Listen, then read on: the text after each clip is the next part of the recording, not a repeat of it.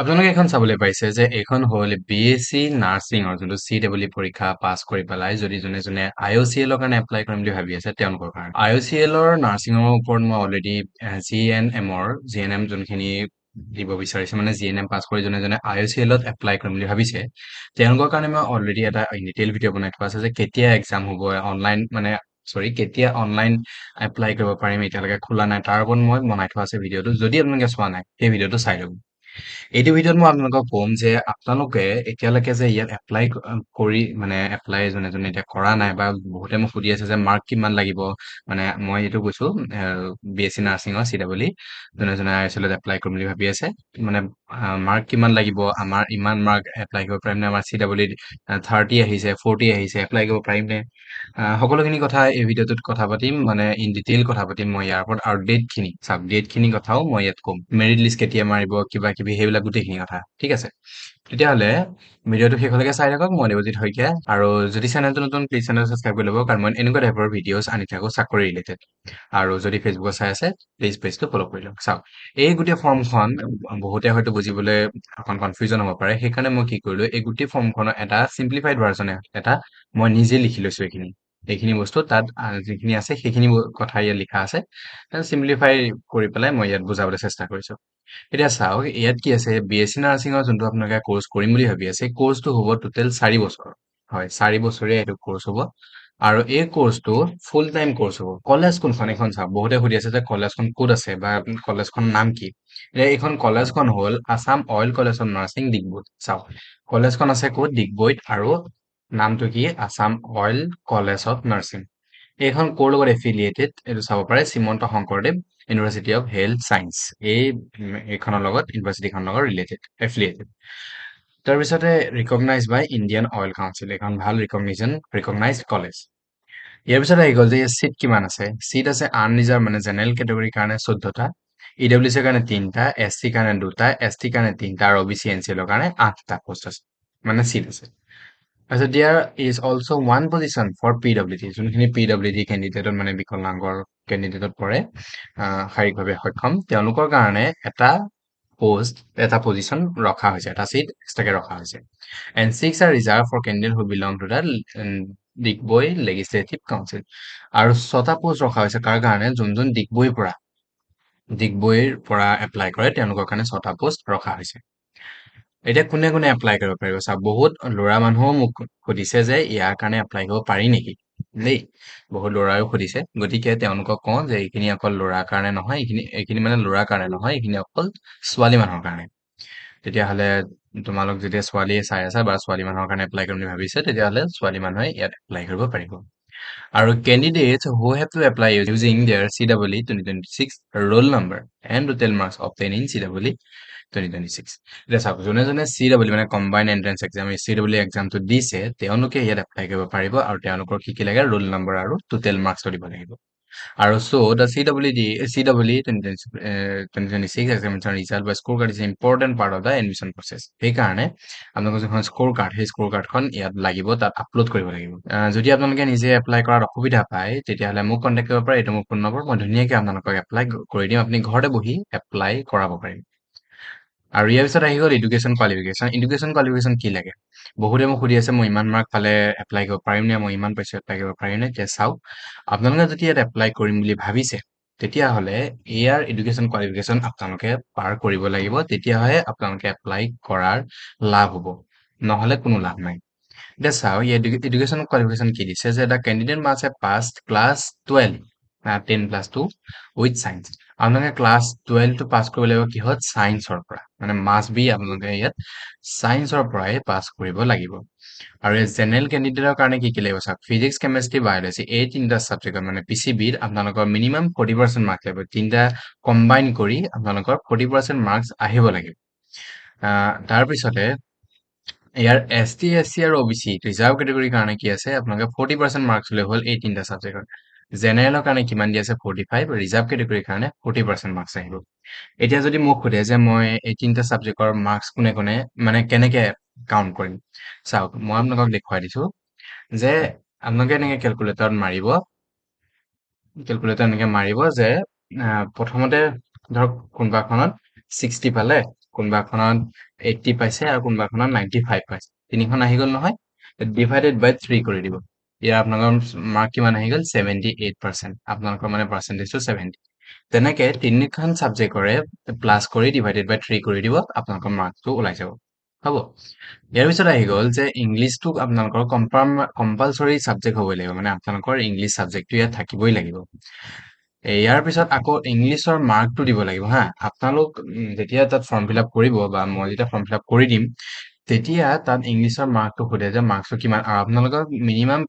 Passing মাৰ্কটো আহিবই লাগিব ইংলিছত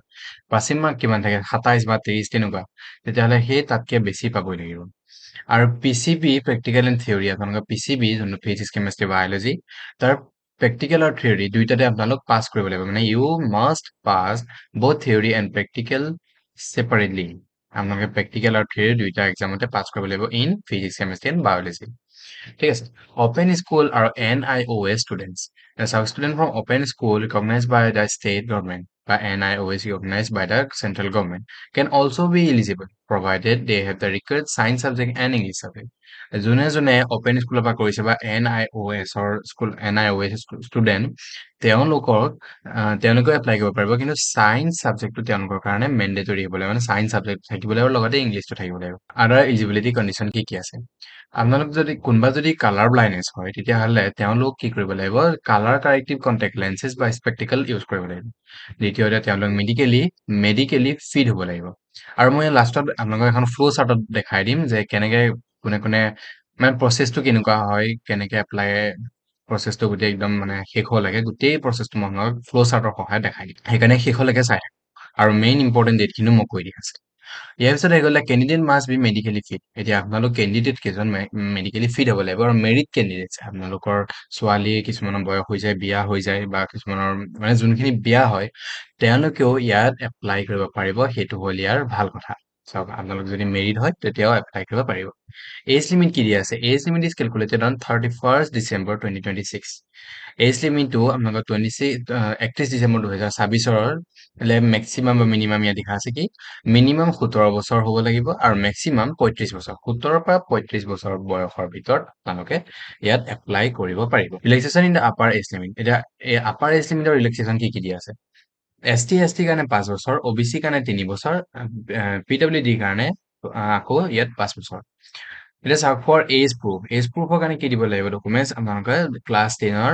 মাৰ্কশ্বিট আৰু মাৰ্কশ্বিট বা চাৰ্টিফিকেট কোনোবা এখন দিব লাগিব ডকুমেণ্টছৰ কথা ক'বলৈ আহিছো যেতিয়া এইখিনি ডকুমেণ্টছ চাই লওক কি ডকুমেণ্টছ লাগিব ডকুমেণ্টছ ইউনিট ডকুমেণ্টছ কি লাগিব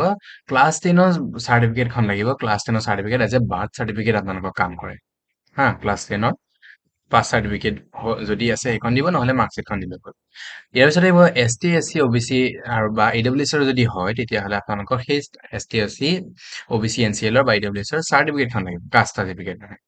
ইয়াৰ পিছত আহি গ'ল ডিচেবিলিটি চাৰ্টিফিকেট যদি ডিচেবিলিটি কেটেগৰীত পৰে তেতিয়াহ'লে ডিচেবিলিটি চাৰ্টিফিকেট আপোনালোকক লাগে ক্লাছ 10ৰ মাৰ্কশ্বিট আপোনালোকৰ ক্লাছ 10ৰ মাৰ্কশ্বিট আৰু চাৰ্টিফিকেট এইখনো তাত আপলোড কৰিব লাগিব আৰু যাৰ এতিয়া নতুন বৰ্ডখনৰ কাৰণে চাৰ্টিফিকেটখন নাই তেওঁলোক মাৰ্কশ্বিটখন আপলোড কৰিলেও হৈ যাব আৰু CGP OGP এইটো কথা নাই বাৰু এইটো আপোনালোকে দিব নালাগে এইখিনি বাকী এইখিনি কিন্তু দিব লাগিব আৰু লগতে ইয়াত এইখন মেইন ইম্পৰ্টেণ্ট আপোনালোকে ইনকাম চাৰ্টিফিকেট দিবই লাগিব ইয়াত ইনকাম চাৰ্টিফিকেট মেণ্ডেটৰী হয় ইয়াত GNMৰ নিচিনা নহয় মই যোৱাটোৰ ভিতৰত কথা পাতিছিলোঁ GNMৰ বিষয়ে ইনকাম চাৰ্টিফিকেটৰ কথা গতিকে GNMৰ নিচিনা নহয় ইয়াত আপোনালোকে ইনকাম চাৰ্টিফিকেট দিবই লাগিব আৰু ইয়াত আহি গ'ল CEE স্ক'ৰ কাৰ্ড দিব লাগিব আৰু GNM ইনকাম চাৰ্টিফিকেটৰ আপোনালোকে 2025ৰ পৰা 26ৰ হেৰি ফাইনেন্সিয়েল ইয়াৰ তাৰ ভিতৰত এপ্লাই কৰা হ'ব লাগিব বা 26ৰ পিছৰখিনি ইয়াৰ পিছত আহি গ'ল যে গোটেইখিনি বস্তু যেতিয়া আপোনালোকে ডকুমেণ্ট যেতিয়া আপলোড কৰিব তাৰপিছত তাৰ অৰিজিনেল ডকুমেণ্টছখিনিও ৰাখি থ'ব অৰিজিনেল কপিখিনি কাৰণ ডকুমেণ্ট ভেৰিফিকেশ্যন টাইমত সেইখিনি তাত দিব লাগিব at the time of document verification you have to bring the original documents along with the sale attested copies এইখিনিলৈকে বুজি পালে যদি কিবা কনফিউজন আছে তেতিয়াহ'লে মোক কমেণ্টত কণ্টেক্ট কৰিব বা কমেণ্টত ক'ব বা ফোন নম্বৰ দিয়া আছে তাত কণ্টেক্ট কৰি চাব পাৰে এইছত ইনকাম চাৰ্টিফিকেটৰ কথা দিয়া আছে যে দিছ ইজ পাৰ্টিকুলাৰলি ইম্পৰ্টেণ্ট এইটো বহুত ইম্পৰ্টেণ্ট আৰু দ্য ইনকাম চাৰ্টিফিকেট মাষ্ট কি কৈছে 2025-26 হ'ব লাগিব 1 এপ্ৰিল 2025ৰ পিছত be issued by the competent authority circle officer বা যোনখন বা আমি অনলাইন এপ্লাই কৰোঁ সেইখন দি পেলাই আপোনালোকে এপ্লাই কৰিব পাৰিব mention the family's gross joint annual income গোটেইখিনি ইনকাম তাত দেখুওৱা হ'ব লাগিব আৰু an affidavit will not be accepted as the income proof affidavit দিলে নহ'ব আপোনালোকৰ ইনকাম চাৰ্টিফিকেটে দিব লাগিব আৰু ইয়াত দি আছে এটা নটিফিকেশ্যন অলছ' ষ্টেজ যে এটা ফাইনেল মেৰিট লিষ্ট কিহৰ ওপৰত বেছ কৰি হ'ব চাওক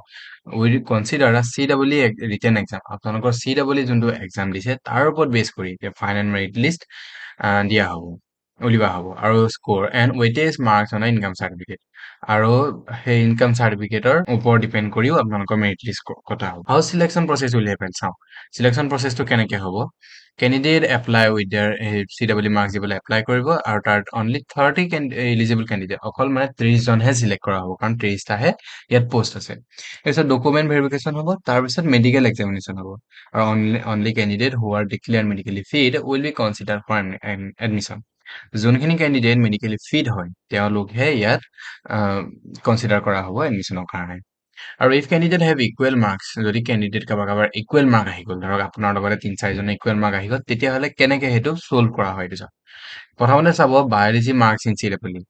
বায়'লজিৰ চি ডাবল ই মাৰ্কছটো কিমান পাইছে তাৰ ওপৰত চাব যোনে বেছিকে পাইছে তেওঁক আগস্থান দিয়া হ'ব প্ৰিফাৰেঞ্চ দিয়া হ'ব ঠিক আছে ইয়াৰ পিছত আহি গ'ল কেমেষ্ট্ৰি মাৰ্কছ চাব তাৰপিছত ফিজিক্সৰ চাব তাৰপিছত ইংলিছ চাব if the marks are still equal যদি তেতিয়াও যদি ইকুৱেল ওলায় তেতিয়াহ'লে the corresponding H S marks will be consider তেতিয়াহ'লে এইচ এছৰ মাৰ্কছটো কনচিডাৰ কৰা হ'ব আৰু ইন অৰ্ডাৰটো বায়'লজি কেমেষ্ট্ৰি ফিজিক্স ইংলিছ এই দুটা টাইপতে বায়'লজি চাব আকৌ কেমেষ্ট্ৰি চাব ফিজিক্স চাব ইংলিছ চাব তাৰপিছত যদি তেনেকে টাই হয় তেতিয়াহ'লে সেইটো কোৱালিফাই মানে মিলোৱা হ'ব who is not eligible because of higher education কোনে কোনে যদি ইয়াত এলিজিবল নহয় এতিয়া চাওক কোনে কোনে ইয়াত এলিজিবল নহয় যদি আপোনালোক B E B tech M B A C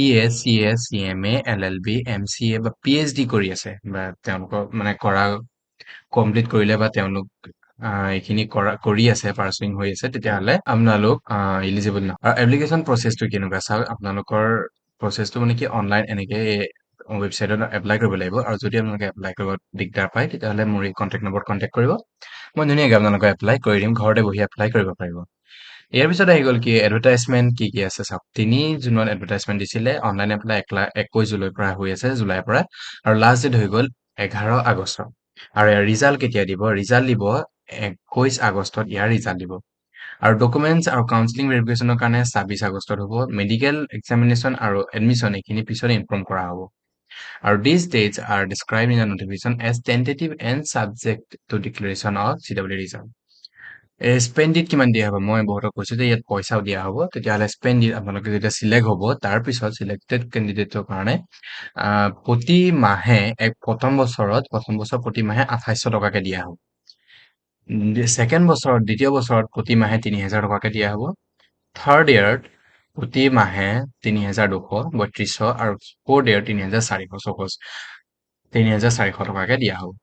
আৰু এই ফেচিলিটি কি দিব ফ্ৰী হোষ্টেল দিব মেডিকেল এটেনশ্যন দিব কাৰোবাৰ যদি কিবা অসুবিধা হয় মেডিকেল এটেনশ্যন পাব মানে মেডিকেল ফেচিলিটি পাব আৰু লগতে ইউনিফৰ্ম দিয়া হ'ব আৰু তেওঁলোক require to stay in nursing college hostel আৰু তেওঁলোক মানে নাৰ্ছিং কলেজ হোষ্টেলতে থাকিব লাগিব ইয়াৰ পিছত আহি গ'ল যে after completing B S C nursing complete কৰাৰ পিছত তেওঁলোকৰ কি হ'ব after passing the course candidate will be engage as working intern for 1 year এবছৰৰ কাৰণে সেই 4 বছৰীয়া কোৰ্চটো কমপ্লিট কৰাৰ পিছত এবছৰৰ কাৰণে AOD হস্পিটেল বা এনেকুৱা টাইপৰ এনাডাৰ IOCL হস্পিটেলত তেওঁলোকক এজ এ ইণ্টাৰ্ণ মানে কি আৰু এবছৰৰ মানে চাকৰি নিচিনা চাকৰি নহয় কিন্তু ইণ্টাৰ্ণশ্বিপৰ কাৰণে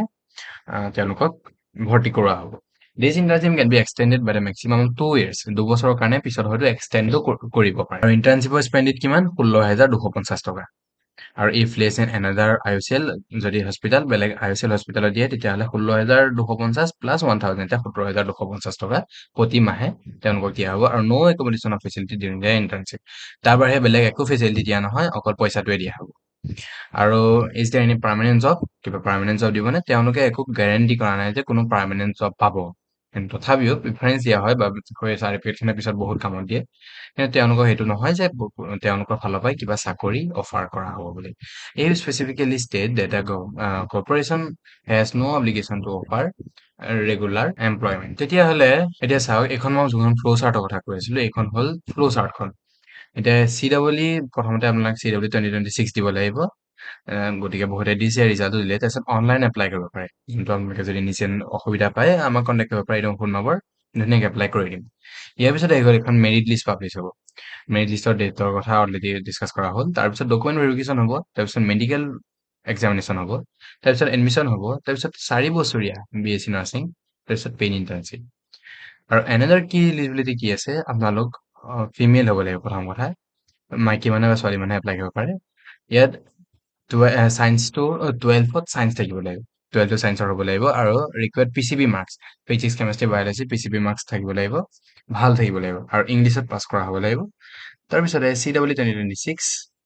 এজ কিমান 17 পৰা 35 আৰু মেডিকেলি ফিট। এইখিনি কেণ্ডিডেট যদি আপোনালোকে মেটচ কৰিছে এইখিনি ৰিকুৱাৰমেণ্ট, তেতিয়াহ'লে আপোনালোকে ধুনীয়াকৈ এপ্লাই কৰিব পাৰিব। তেতিয়াহ'লে ভিডিঅ'টো ইমানেই, আৰু যদি আপোনালোকক লাগে এইখন মই লিংকটো বাৰু প্ৰভাইড কৰিম। আৰু যদি চেনেলটো যদি নতুন, প্লিজ চেনেল ছাবস্ক্ৰাইব কৰি লওক, কাৰণ মই এনেকুৱা টাইপৰ ভিডিঅ' চাই থাকোঁ। আৰু যদি ফেচবুকত চাই আছে, প্লিজ পেজটো ফ'ল' কৰি লওক। আৰু আমাৰ থ্ৰুৱেদি কণ্টেক্ট কৰিব, আমাৰ থ্ৰুৱেদি এপ্লাই কৰিব বিচাৰিলে এইটো কণ্টেক্ট নম্বৰ কণ্টেক্ট কৰিব পাৰে। বাকী মই বুজি ধৰিকে চাইনিং অফ।